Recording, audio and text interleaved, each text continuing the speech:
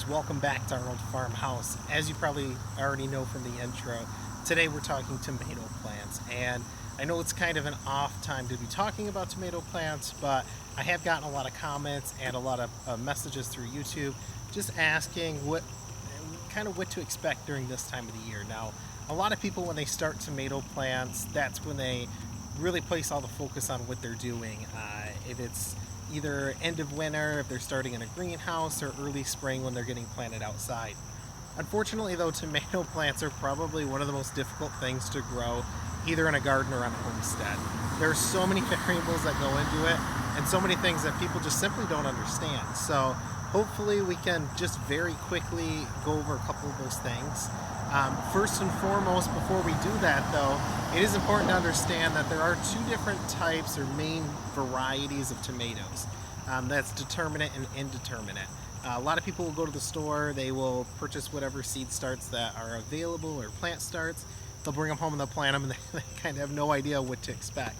Now with that said, determinate plants, when you get those into the ground, they're going to grow over the summer and over a determined period of time, which is usually about 2 to 3 weeks. They're going to bear all their fruit on them. You're going to harvest that fruit. The plants are going to go dormant, and then they are going to die. Hence the term determinate. There's a determined amount of fruit that is going to grow at a determined amount of time. Indeterminate means that once your plants are on the ground, they are going to grow. They are going to continue to produce fruit. I'll harvest the fruit. All mine are indeterminate.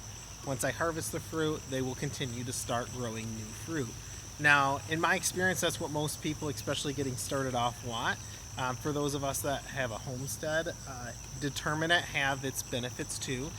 Anyone that is looking to can, or anyone that wants a large harvest all at once. Now, with that said though, indeterminate are great for people that want to come out and pick a few tomatoes. We do it if we're making pizza, or if you're making a sandwich, you might want to come out and pick a tomato, and then a couple of days later repeat. So, it's great to kind of have both if you have the space for it. We don't can this year, maybe next year, so we went with a full indeterminate variety. Second thing that you need to understand about tomato plants is that there are some that are great for canning, and then there are some that are great for like sandwiches or pizza or stews. You gotta look at your variety. Don't just purchase what's available at your local supermarket. Shop around. There's a ton of different colors, tons of different sizes.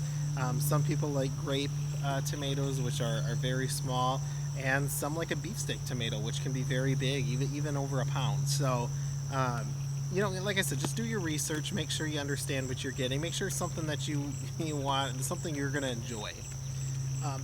Other than that, once your tomatoes are in the ground, there's tons of videos on how to plant them.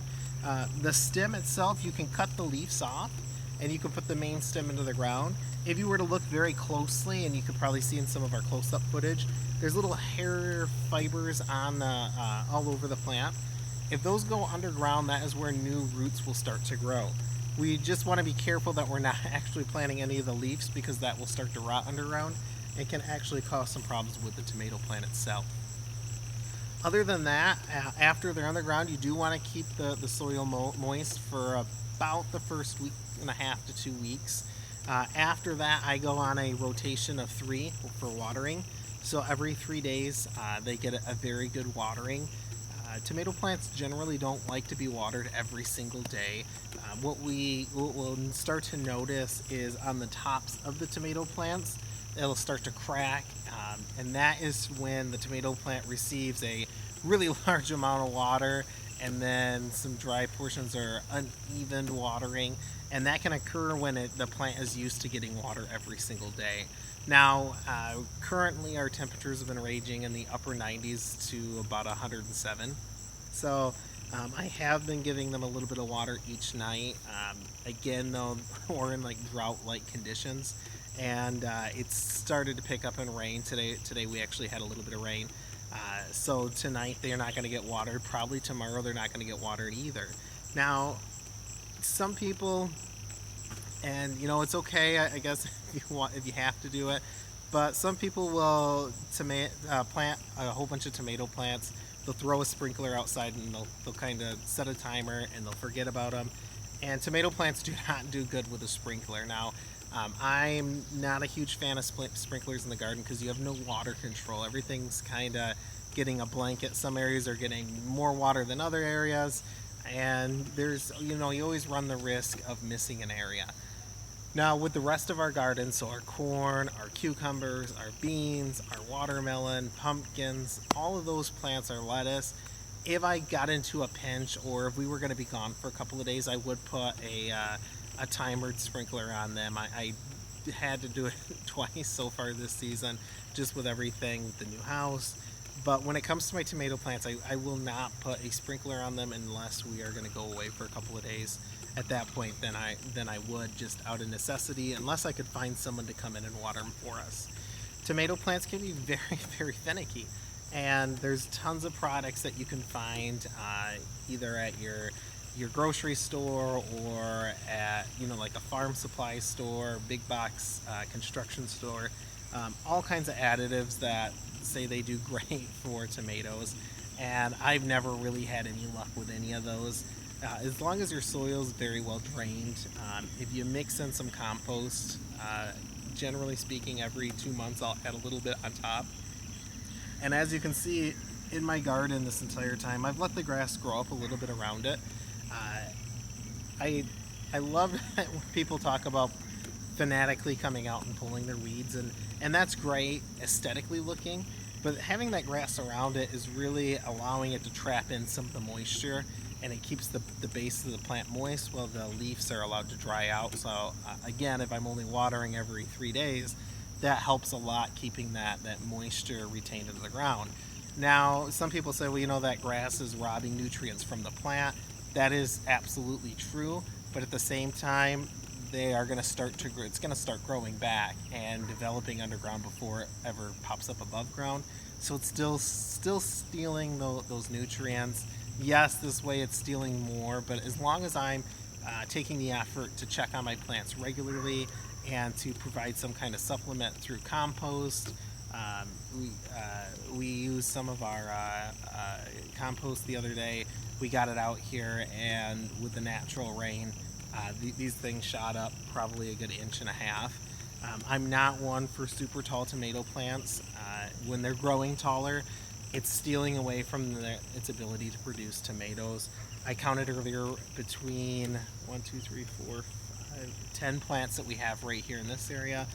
We actually have 64 tomatoes that are growing on it. So yes, they're not the tallest. They're about 2.5 feet tall, but we have some tremendous output. We have no cracking on our tomatoes.